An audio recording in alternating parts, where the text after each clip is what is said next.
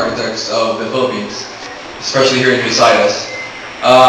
It is one of my great advocacies to talk about also professionalism and about design and about searching for your identity. That's always one thing that I always impart to even my own colleagues. You have to search for your identity. I found mine when I graduated. How did you find it? Okay, these are my factors. These were my factors. How I found my identity. My parents and my father greatly influenced me on innovation. So for that stake alone, having to do something for innovation, to innovate always and to create something new, is what drives us and drive my dad. So that's how it affected me. And I always wanted to do that. So how do I do it in architecture? And then the first day, upon interview, before I was accepted in the University of San Carlos as an architecture student, before back then he was still chairman, Sir Maxwell Espina interviewed me. And he taught me about these things.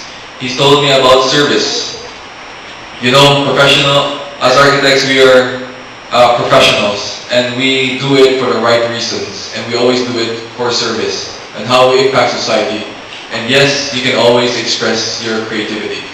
So those are things that really stuck into me ever since before I started architecture, and it's still in me now. Okay, so upon graduation, I really thought, since you know I'm Chinese, and you might think, businessman yung family, you might have a business. Yeah, it's true, we have a business. Why didn't I go to our business? Because I imparted the values of Sir Maxwell that told me about the right reasons for the profession. This is not about business, this is about service. So I treaded my own path. And that's why this is how I became to be. I mean, no, I'm still very young. I'm just like you, colleagues from Manta. After a few years, we'll be colleagues. And then, so those were things that really imparted towards me. And then upon graduation, I was really thinking, I said, what would excite me to always continue architecture, even the long road ahead? As you know, architects become successful when they're 60, and I'm still 30, so I have 30 years left.